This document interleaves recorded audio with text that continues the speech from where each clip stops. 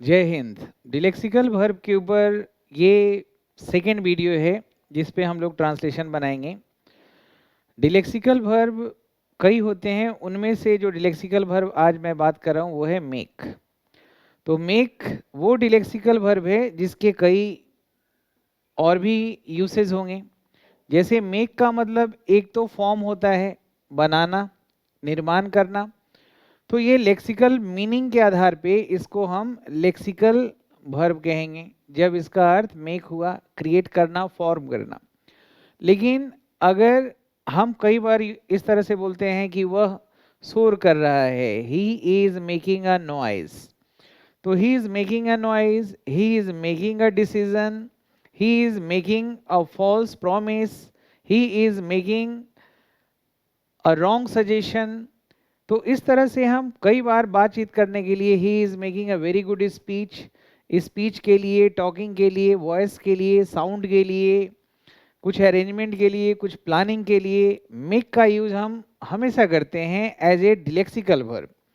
डिलेक्सिकल verb use हम इसलिए करते हैं वाक्य में लिखने पढ़ने में दोस्तों, ताकि डिलेक्सिकल वर्ब के आगे जो नाउन है उसके बारे में एडिशनल इंफॉर्मेशन भी हम दे सकें आसानी से। जैसे अगर मैं कहूं कि ही इज मेकिंग, डिलेक्सिकल वर्ब के रूप में इसका जो मीनिंग होगा वो एक्चुअल मीनिंग जो मेक का बनाना है वो नहीं रहेगा, कुछ और हो जाएगा। तो दूसरा इसका है डिलेक्सिकल वर्ब के रूप में यूज। और एक और मैं आपको बता दूं कि मेक का यूज आपने पढ़ा था क्योजेटिव वर्ब के रूप में भी, जब ये क्योजेटिव वर्ब के रूप में किसी को फोर्स करता है। जैसे अगर मैं कह रहा हूं कि वह मुझे गाने पे मजबूर कर रहा है, तो he is making me sing, he is making us dance. तो मेक का अर्थ जब क्योजेटिव वर्ब होगा तो ये मेक का अर्थ हो जाएगा फोर्स या हो जाएगा कंपेल करना, है ना। तो ये क्योजेटिव वर्ब है। तो ये अलग अलग इसके ट्रेड गुण के हिसाब से कहीं क्योजेटिव बोलते हैं, कहीं लेक्सिकल बोल रहे हैं, और डिलेक्सिकल तो मीनिंग के आधार पे बोलते हैं। लेक्सिकल बोल रहे हैं तो इसका एक्चुअल मीनिंग जो है वही रहेगा, डिलेक्सिकल में इसका एक्चुअल मीनिंग खत्म हो जाएगा और आगे वाले नाउन के हिसाब से इसका मीनिंग हम निकालते हैं। तो दोस्तों आज 10 सेंटेंस हम बनाएंगे, इस मेक के ऊपर सिर्फ बनाएंगे। पिछले वीडियो में मैंने हैव और गेट के ऊपर दिया था। तो डिस्क्रिप्टिव इंग्लिश क्लास, चाहे आप यूपीएससी या कोई भी कंपटीशन के लिए तैयारी कर रहे हैं, तो पूरा डिस्क्रिप्टिव इंग्लिश के लिए बेसिक इंग्लिश क्लास में जो बता रहा हूँ ये पूरा प्लेलिस्ट आपका है जो ट्रांसलेशन लेके चल रहे हैं पहले। उसके बाद बाकी जितने भी प्रारूप हैं डिस्क्रिप्टिव के वो सब मैं कराऊंगा सारे बच्चों के लिए, खास करके सीपीएफ और UPSC, state PCS, bank PO और एसएससी टायर थर्ड के बच्चों के लिए बहुत इंपॉर्टेंट है डिस्क्रिप्टिव पेपर।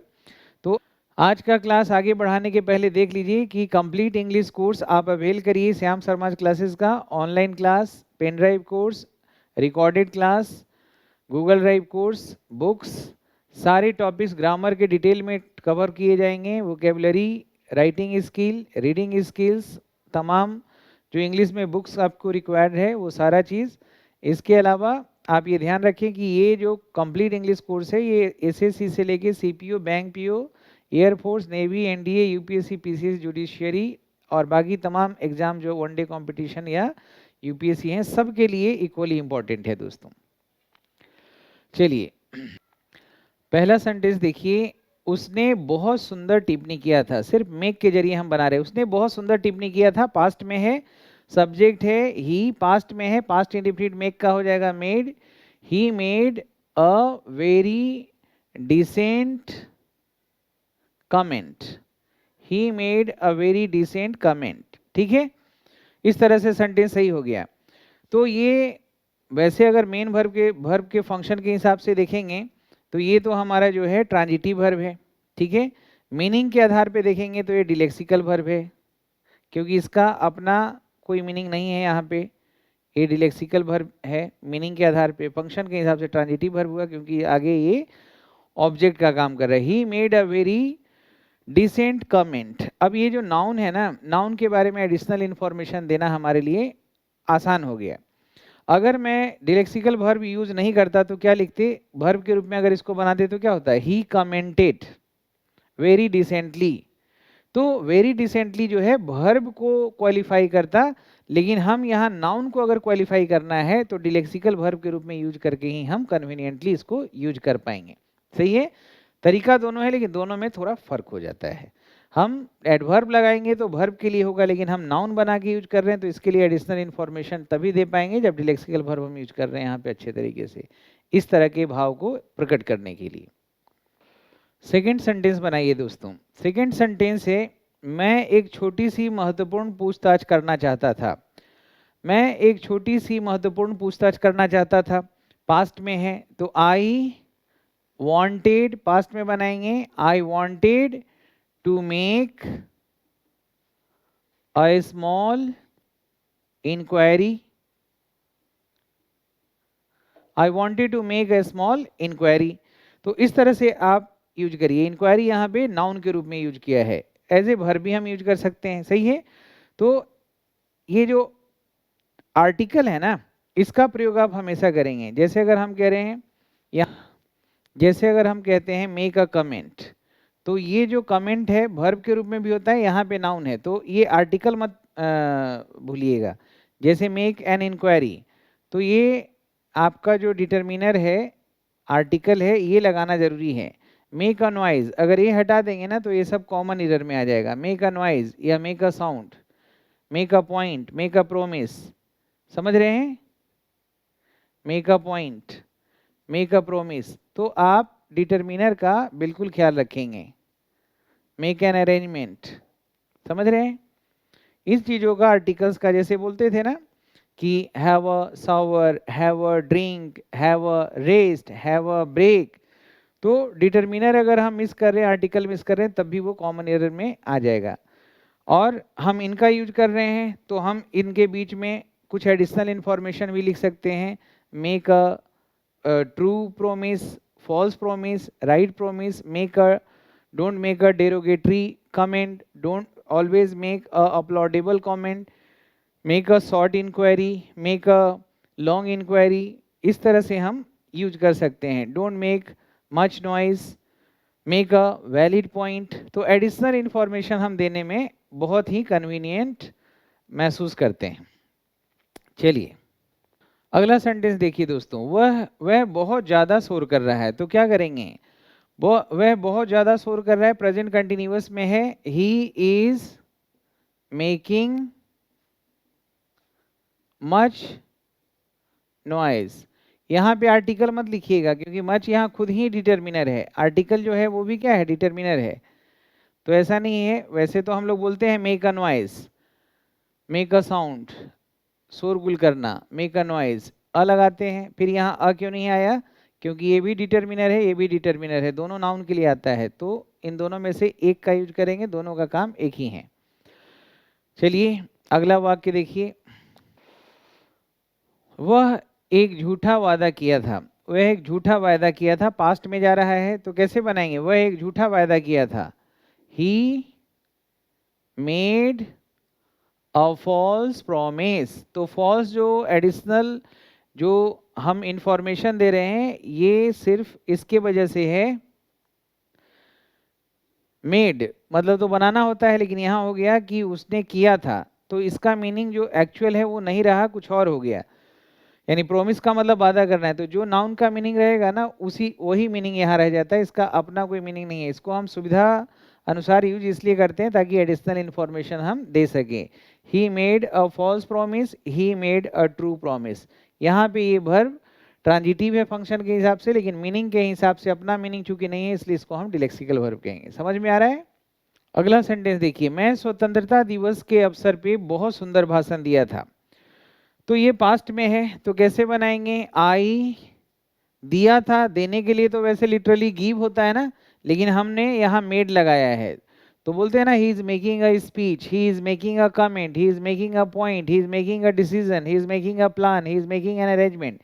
तो किस किस नाउन के साथ हम मेक डिलेक्सिकल वर्ब यूज करते हैं, इनको आप ध्यान से देखिए और यूज में लाइए, और जहां पे भी इनका सही इस्तेमाल नहीं हो रहा है तो आप उसको गलत करेंगे, और अगर आर्टिकल मिसिंग है तो भी गलत हो जाएगा, और एडिशनल इंफॉर्मेशन देने के लिए आपको लिखने पढ़ने में सुविधा मिलेगी।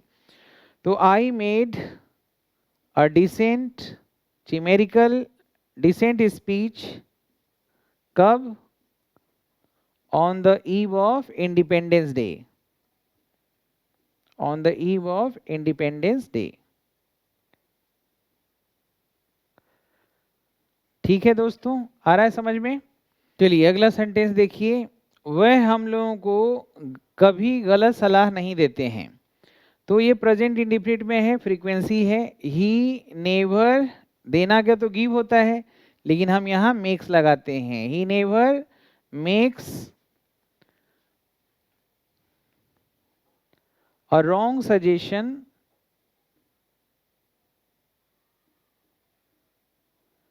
To us.